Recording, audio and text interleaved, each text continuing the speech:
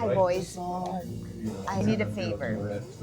Can I interview you both? Can I interview you both? Not today, but whenever you're willing. I everything about your life. I have this channel, Dona the Explorer, about New York and New Yorkers, where I explore places and interview interesting New Yorkers. I'll give you my card or I'll take your phone number. And, Okay. yeah. Give me my card.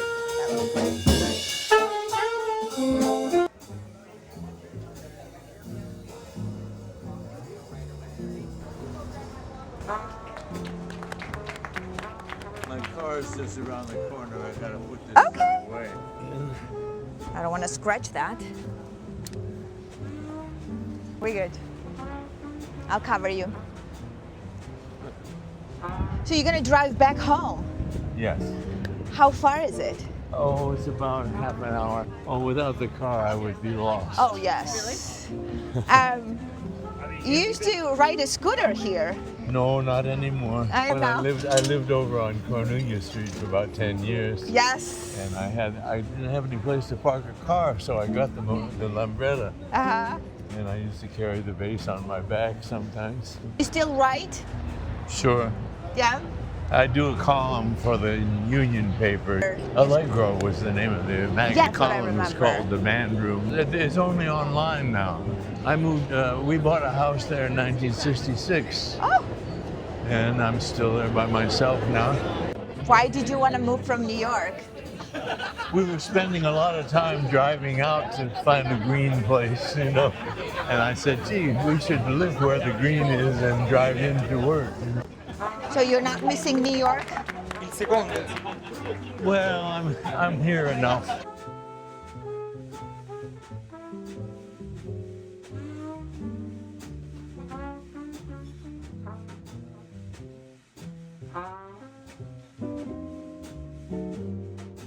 First of all, I want to express my gratitude to you because whatever you're doing is unbelievable. I don't know if I will be able to give people and give the community back at that age. I'm sorry to like underline the age. You probably feel like you're 20 years old in heart. Well, I think that's true of all old people. That there's a young person inside there trying to get out, you know.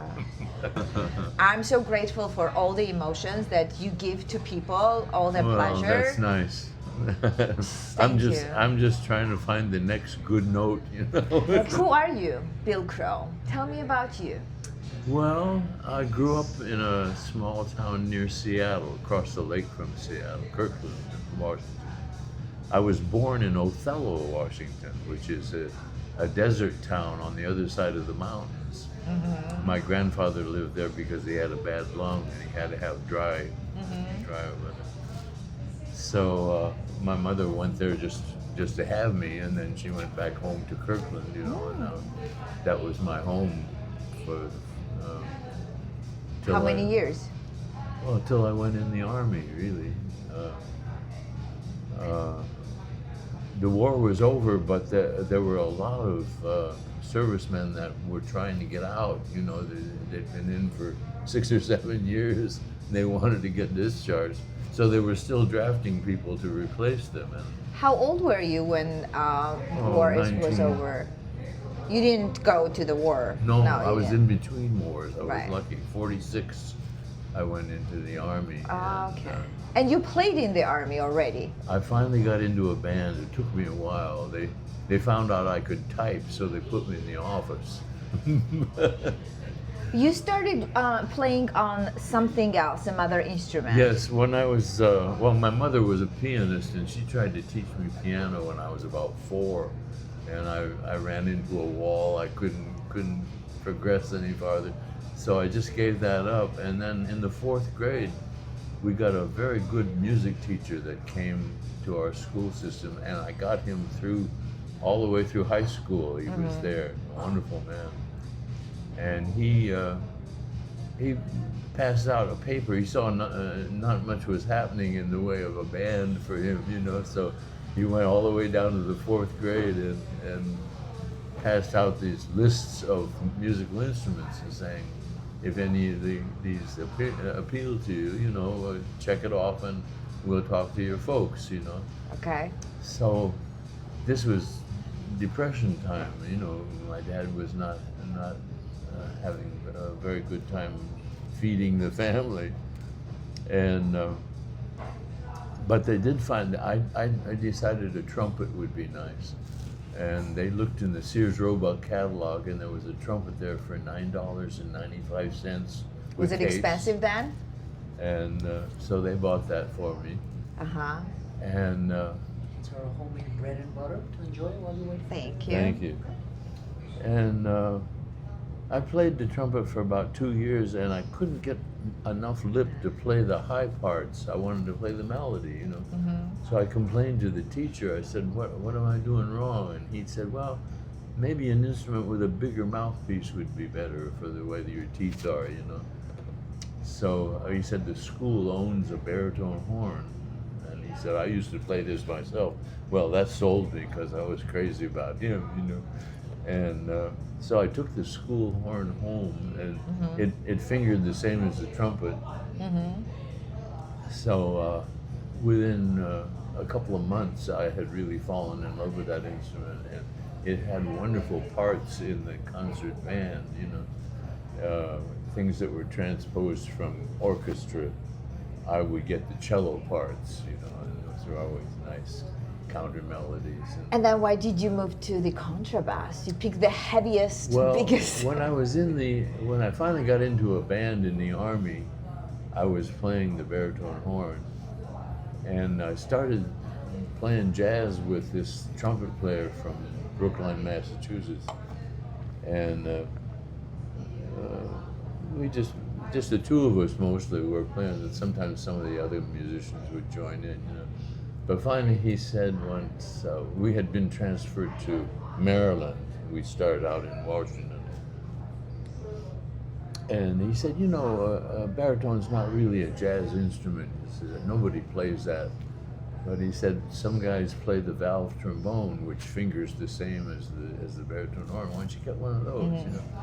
So we went into Baltimore and found a used music shop, and I found this old Kahn valve trombone I got for $30, I think, something like that.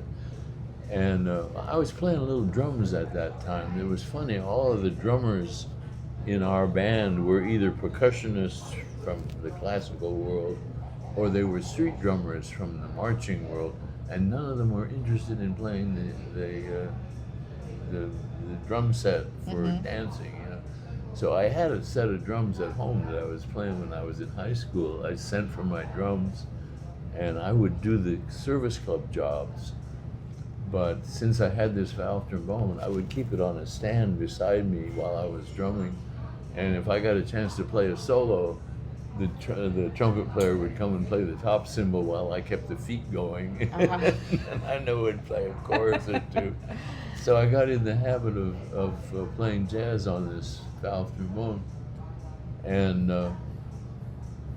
when I got discharged, it was discharge pay. There was some extra money you got. I bought a new Reynolds valve trombone, which was quite much nicer than the old con I had. And so when I came back to Seattle, I had started at the University of Washington before I went in the Army. I did a semester, and so I re-enlisted at the University of Washington because of the GI Bill. Everybody was going to college free from the government, you know. Oh, wow. And there was a music building there that I was in one of the rehearsal, the little rehearsal room, be a piano and a couple of chairs.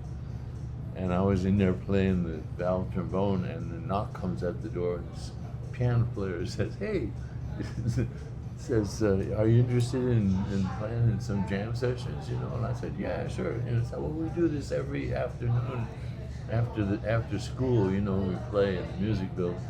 So I got in with all these because I found out there was a whole jazz scene in Seattle that I had never heard of before. You know? So I met Quincy Jones. He was about 18 and still in high school. He was going over to R.C.'s house, his blind piano player, and he was learning things from him about voicing. So he started to write music, you know. Well, it was Ray Charles. Everybody called him R.C. I didn't know what his right name was. And he had a little trio. It was kind of like Nat Cole trio. And this girl from the record store near where I was working took me over and introduced me to all of these people, you know. And she hollered up to Ray. He was just playing piano with this guy, Bumps Blackwell. And she said, "Sing the blues, R.C." So he sang the blues, you know, like he can. And when she finally introduced us, I said, "Man, why don't you sing like that all the time? That's wonderful." And he says, "Oh man, where I come from, everybody sings like that. You can't make a nickel sing like that." You know? Well, it wasn't more than another 6 months before he really struck it rich. Tell us the story about him directing the taxi. Ray knew about someplace that there was a jam session, and I had the car, so he's in the back seat talking to somebody, and I'm in the, you know, driving, and another person in the front seat, and he kind of started me out in the right direction. But then I was saying, "R.C., I don't really know the route here. What should I do?" And he says, "Oh, keep on, I'll tell you where to turn." And he's talking, and then pretty soon he says, "Okay, make the next left," you know. I don't know what he heard. That's interesting, right? But he knew his way. Cheers. When he was up around, you know, coming up around the school there at the university, we would drive him around and try to lose him, and then let him out, and he would walk a few steps and then say, "I know where I am," you know. Wow. There was this drummer, Buzzy Bridgeford, that was from Olympia, Washington, and he had been to California and to New York, both working with different bands. And he'd been in an auto accident, so he went home to heal up with his mother in Olympia. And now, just as I came back to Seattle from the Army, he came up from Olympia to see what was going on in the jazz scene, you know. And he liked my talent, but he thought I was the most innocent person he'd ever met. And he decided he was going to hip me, you know. Did he succeed? He took me under his wing, you know, and he told me all of the inside gossip about jazz and all the different musicians and all. And he showed me how to swing. I was trying to play a little drums one time, and we were sitting up in his apartment, and he said, "Well, what do you think about when you play the drums?" And I said, "Well, you know, keeping a steady beat, I guess, and trying to find cymbal sounds that the musicians like, you know." He said, "Well, what about swing?" And I said, "Well, I'm not really sure what that is." Well, he got about 5 different, a Count Basie record, a Duke Ellington record, a Dodo Marmarosa record, and he danced the swing all around his apartment. And I said, "Oh, I like swing. I see what it is." It was just a revelation. And you liked it. So that really changed my point of view, Right. And then there was a nice girl that played piano that was with an all-girl band that got stranded in Seattle. They were supposed to go to Alaska, and the thing petered out. So she was kind of stuck there, and Buzzy started a romance with her, and he wanted to keep her around, so he talked some guy in an after-hours club into putting in a jazz band, and she was on piano. Well, I had a regular job that ended at 12 o'clock. What was the regular job? Well, it was a place called the Cirque Club. What did you do? We played for dancing. Oh, you played? Oh, I thought Yeah. you was a cashier or something. No, I was the drummer. Yes, And, of course. And like they would bring in people like Ivy Anderson came and sang for a week with us, But they had funny liquor laws, like 12 o'clock, all of the legal places closed, which the illegal places loved because they opened at 12 o'clock. 12 a.m. Yes, of course. And so Buzzy talked him into hiring this band, and Betty is the girl's name. She was our piano player. Well, I would go down after my job and sit in with them because I didn't, they only had 4 people, I think, in their band. So finally she decided to go back to New York, and he decided he would go back with her, And then he said to me, Seattle's a weekend town. He says, if you want to be a musician, you got to go where the music is. The Big New York. Apple is it, And that's how you came here. Do you remember those first days here? I had $50 in my pocket. That's a lot of money. And I had my trombone in my suitcase, How did you find a place to live? Well, the first night we checked, there was a musician's hotel on 46th Street. And we checked in there and it was $8 a night. And I said, no, I can't go through too many $8. Is my $50 is going to be gone, Yeah, in a couple of weeks. So the next day, he showed me where Charlie's Tavern was. It was in the old Roseland building on 7th Avenue. And that was where all the musicians hung out, So, and he took me in there and he introduced me to 2 or 3 people, and one of them was Dave Lambert, who turned out to be one of my best friends, Yes. I have a whole chapter about him. And then Birdland had just opened in December of '49. This was January 50. We came here, So I had those 2 places. And during the day, I could go to Charlie's Tavern and meet musicians, and during the night, I could go where and Charlie Parker was playing at Birdland. How was he, Charlie Parker? As a human, not as a musician, we know. Yeah, he never knew that I played anything because I was just learning the bass, And Buzzy did talk me into being a bass player. But he was an old friend of Dave Lambert, so socially, I got to know him and hang out with him a little bit. Was he troubled? He was a wonderful man. He was interested in everything, And it was funny. We would say, if he meets an atomic scientist, he's going to be able to discuss their work with them, because he reads and he's a sponge. He really gathered up all kinds of information. The times that I knew him, he was jolly and kind and generous, and everybody loved him. He was really good. Of course, since he had that habit, he sometimes would borrow money from people and not pay them back for a long time or something like that, But Everybody knew that about junkies, you know. I have a question about the book. So this is the book that you wrote from Birdland to Broadway, and there's another one like the Anecdotes. There's Anecdotes. So I'm like, I'm following, and you're struggling, and it's you're a musician, you're struggling, and I'm like kind of waiting, like when is he gonna break that circle and like, oh, now I live in a penthouse. That never happened. No, but it was like it was a summer job that Buzzy got that he talked the boss into hiring me as a trombone player, and then he went out and rendered a bass because the boss wouldn't let him hire a bass player. Oh, and God gave it knows to you. why.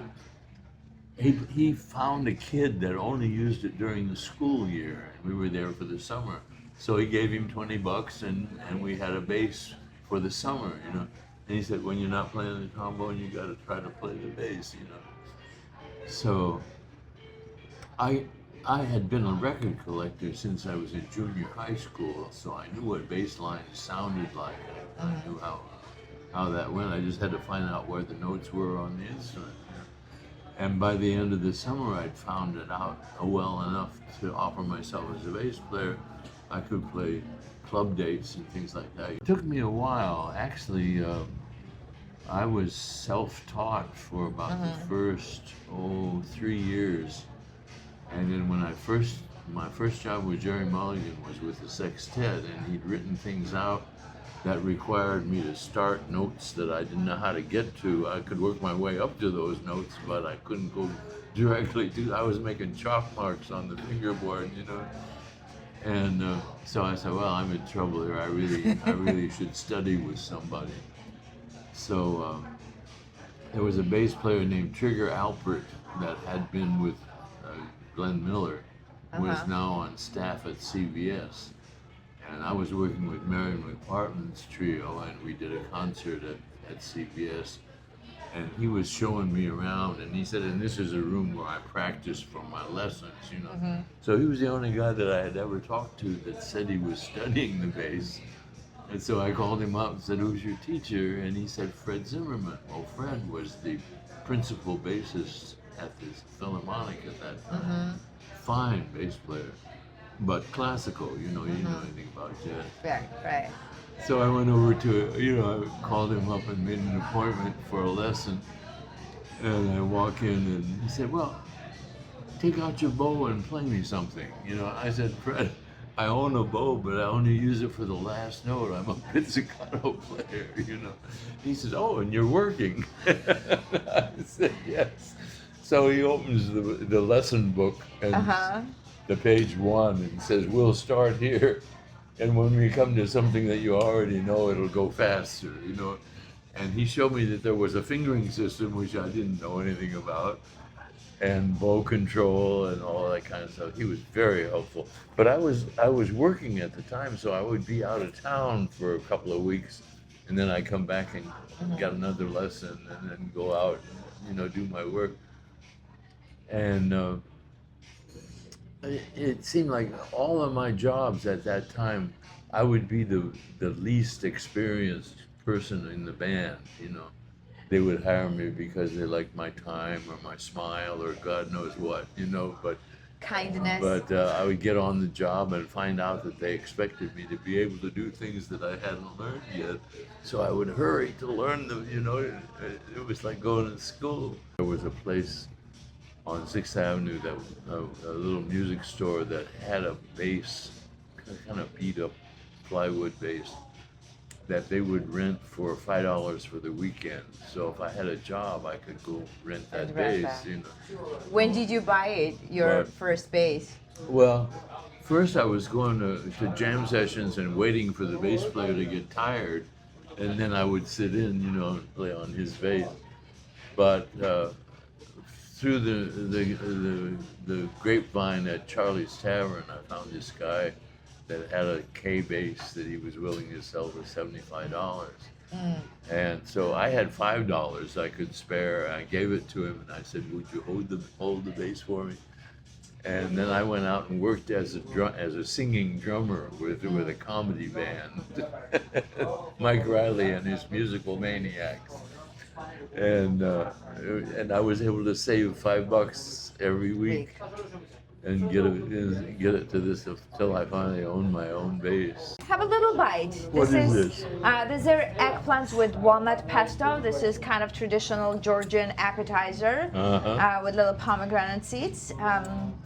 I don't know if you tried it when you were in Georgia, but let's see if you like it. Yeah, it does not look familiar.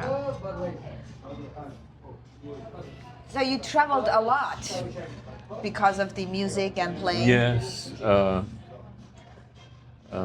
How many countries? Well, let's see. My first trip out of the country was a boat ride from here to Argentina Boat ride. that I played in the band. You know. How about you eat and I talk? I want you to enjoy that too. We went on the Andrea Doria. You remember that ship? It sank. No. This was a year before it sank, but it was a wonderful ship, Italian wine. With who? Wait, how did you get there? That was Jerry Mulligan's. Oh, Jerry Mulligan. We were doing Okay. a European tour. So we went to Italy, played several cities in Italy, and then we went to Paris. And we were at the Olympia Theater. I was just one of the acts on the bill, you know. Oh, acharuli. No, I'll take care of that. Thank you. It's a boat. It's a cheese boat. So when you went there, how different that was, like Italy and Oh, well, it was very France interesting. compared to America? I had little Berlitz books, you know. I was trying to learn to speak enough language to get myself something to eat and that sort Right. of thing. You know. So at the hotel where we were staying in Milano, we were eating in the restaurant that was part of the hotel, and they brought up. It was something. It was meat and eggs and stuff like that. And I asked the waiter. I said, "What's in this?" And he says, "Mice." Why did he say that? Because their word for corn is maize. Oh, maize. Mice. Yeah. I thought they were talking about the meat. I said, do they really eat mice over here? What do you remember from Soviet Georgia? Because I'm from Georgia, and when I read in the book that you went there and you attended the Georgian National Dance Sukhishvili dance. It was a big dinner at the radio center there. That was where the head of the musicians union got this thing, and we found out that toasting is a big deal there. You know, so.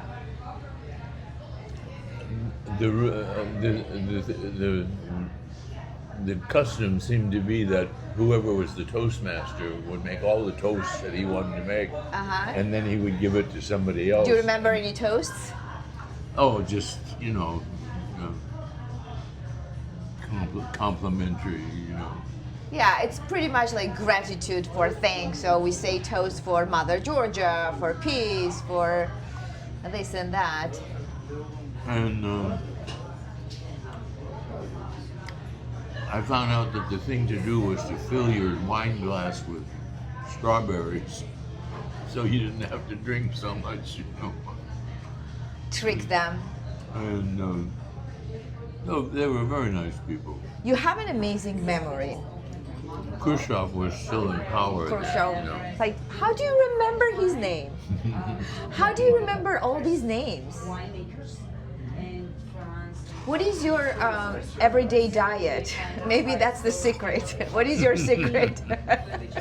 In the morning, I have yogurt and blueberries. Okay.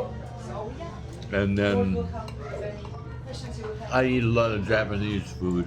There's a good Japanese restaurant near me. That's good.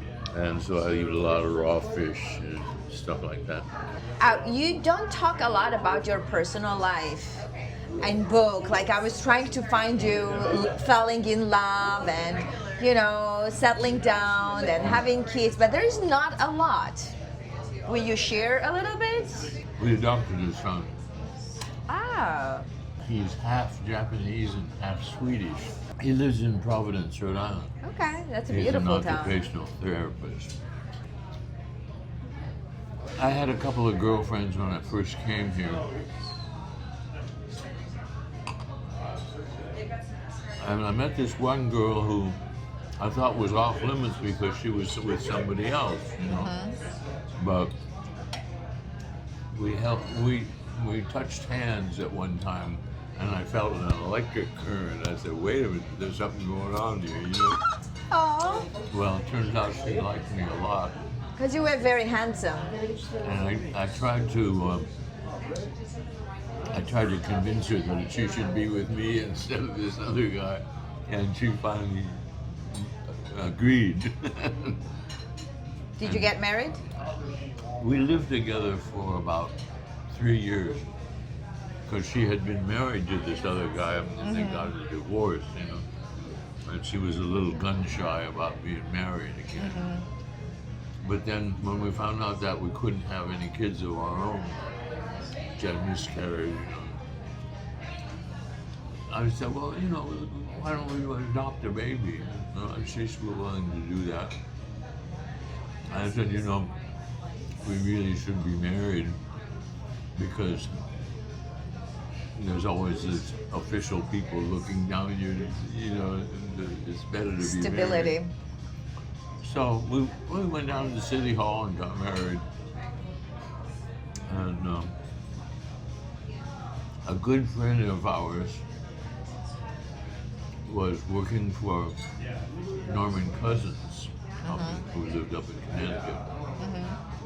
And he was taking care of some of the Hiroshima maidens that were survivors of the atomic bomb. And this girl was a daughter of one of those women, something like that, was pregnant, and she knew that she's Japanese, she knew that her parents would never accept a child of mixed. Right.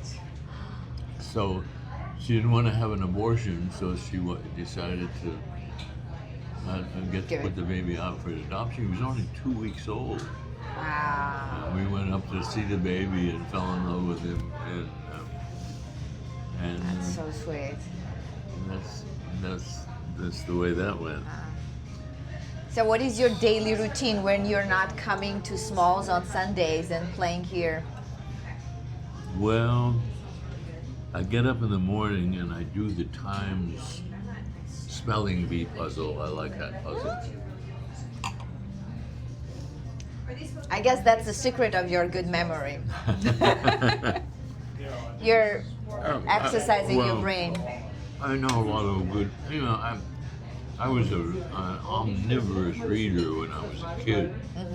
I got a library card when I was still like 5 years old. And I started going to this little local library we had in Kirkland. I read every book in that library. I would take a new book home every week. One time I took this big, Between the white or the red? it was a book of all like stories, but like from history. And the librarian made me get a note from my mother that she thought I was going to take the book because it was good to press flowers in or something. I said, no, I want to read it. So when I was in about the 6th grade, I ran into a teacher that was she was like a New Yorker, and she turned me on to all of the New Yorker writers, James Thurber and E.B. White and people like that. And I just loved that. The use of language, Yes. You're an amazing writer too. like not just a musician. I loved reading the book. It was just so well written, easy to read for me especially.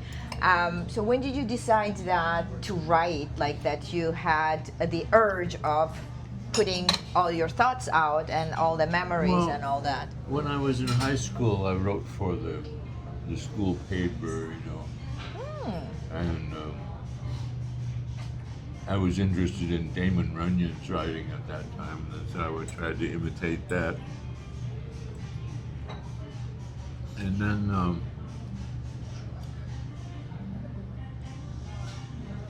I don't know, it just seems like I always had something wonderful to read because I discovered all of these with Alexander Woollcott and Dorothy Parker, people like that. 3 books that everybody should read. Just from top of your head. The Thurber Carnival. Third World Carnival?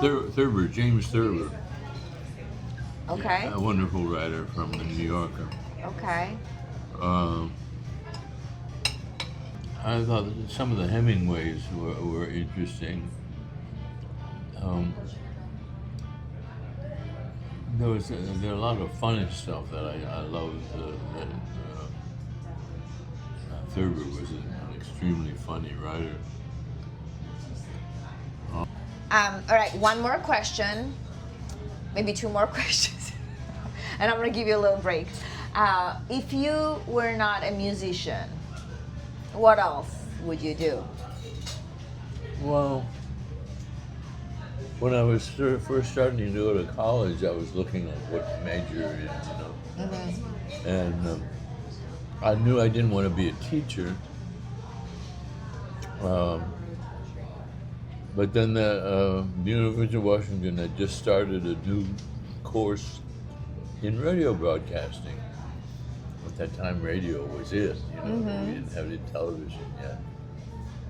And I thought, I could do that, So I signed up for that, and then I found out that all of the interesting courses were in your senior year. The rest of it was just a liberal arts course, So I kind of backed away from that, and then the music just came and got me, You have such a good voice. I think you would be amazing to be a radio anchor. Probably so. Yeah. And one more thing, and the last one, I promise. What do you think about New York today? Is New York dead? Or No. People are always saying, do you think jazz is dying, And I say, do you think chess is dying? It's a good game. Somebody's always going to want to play it, Same with New York? So I feel like New York is a magnet. I still don't know how people come here now with the cost of living so high, because when I first came, I found a furnished room for $8 a week instead of $8 a night. That was $8 a week. Then it was a block from Birdland on 8th Avenue. Wow. So that was my day. I would spend the daytime hours hanging around Charlie's Tavern and meeting musicians. And then at night, as soon as Birdland opened, I'd go down there and just sit there and listen to those people play. It was like a lesson, Well, I don't think that's possible today. I don't know what people do when they sell, but it's still, New York is still a magnet. Musicians still keep coming here, So when I think that's an amazing, very generous thing to do the jam sessions, Sunday jam sessions at Smalls, to let young generation come and play. And I think they are so talented. I come pretty much every Sunday there, and it's amazing to me to just jump right in with the unknown musicians you never played together, and then you just... We did that in Russia. Yeah. We couldn't speak Russian, but we knew play. The Voice of America had broadcast that music, and they got it on shortwave radios, and so we could sit down with these guys and play tunes. It was great. Is there anything that you dreamt of that did not come true, that you wanted to come true? Any dreams that... Oh, I mostly wish my wife had lived a few years longer. She was 2 years older than me, you know, but she suffered a stroke. We didn't really know she was having strokes. How old was she? 94. And but she was the love of my life, you know, and I really we had over 50 years together, so Wow. it was really That's nice. How did you keep that love for 50 years? We were just made for each other. Yeah. So you were lucky. You should be so grateful to meet someone that's... Oh yeah. Yeah. You your know, soulmate. she had a father who was a mean drunk, you know, used to beat the family up and that kind of thing. So she left home. She found that she could make a living as a camera girl in jazz clubs, you know, taking pictures of the customers, you know, selling them the pictures. So she wanted to be an actress or a dancer or something, you know, something in that line that she had a feeling for, and she felt that she should go to New York where there were better teachers and better opportunities. So she got here a little before I did, and she had found a good acting teacher and a good dance teacher and a couple of good dance teachers, and she was in that world, you know, and she found that she on 52nd Street she could take pictures in the jazz clubs. So she was a photographer. That was at how the she end. made her living. Yeah. Did she continue with that? No. No, it was just a gig, you know. Just a gig. She had a speed graphic camera on her hip, and when I first met her, that's what she was doing. And but she was involved in so many. Her day was so full of lessons and interesting things that she was doing. So I went in when I really started to court her, you know. I went and joined the classes that she was in. I was taking dance and trapeze and acting, and just somehow we just found each other, you know. What was her name? Eileen. Eileen. Yeah. It's a beautiful name. Yeah. Is there a musician that you wanted to play with and that never happened? Well, there were a number of musicians that I got to play with just once that were so good that I wished I had played with them more. Who? Like Hank Jones and piano player, and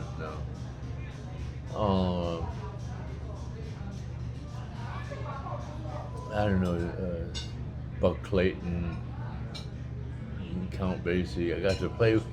We were on a tour called the Birdland tour. There was a whole bunch of different groups. I was with Mulligan's Quartet, and Basie's band was there, and J&K were there, and Sarah Vaughan was there. So we were in I think it was in Cleveland. There was a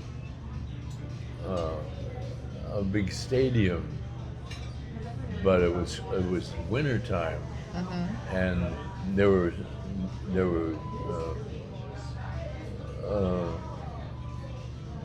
like rooms for the musicians to be in when they weren't on stage, you know. But there was only one that had heat in it, and that was the one Basie had, and there was a little piano in there. So we're all in there waiting to go on, and he's playing the piano, so I start playing with him. That's my one chance to play with Count Basie. And then I realized, I said, wait a minute, there's 5 bass players on this tour, and they're all here. One of us has got to be on stage, and sure enough, it was me. That's awesome. What part of Connecticut did you? I lived come in from? Richfield. Uh-huh. Yeah, and for 11 years, I lived there after I moved from Georgia. Oh, you're from Georgia originally? Yes. Uh-huh. Yeah, that's why I was asking you about Georgia. But when we played our first concert in Tbilisi, Joya Sherrill was our singer, and she had learned a Russian song. And she started to sing it, and they got like all kinds of boos, and they didn't want a Russian song in Georgia. Even in the Soviet era, they didn't want to hear Russia. Yeah. Interesting. Let's say a toast. I'm gonna say the toast for the health.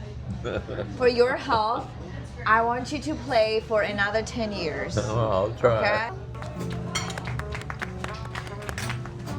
I'll taste Maybe. it. I like sharing it with you. It's fun. Oh, that's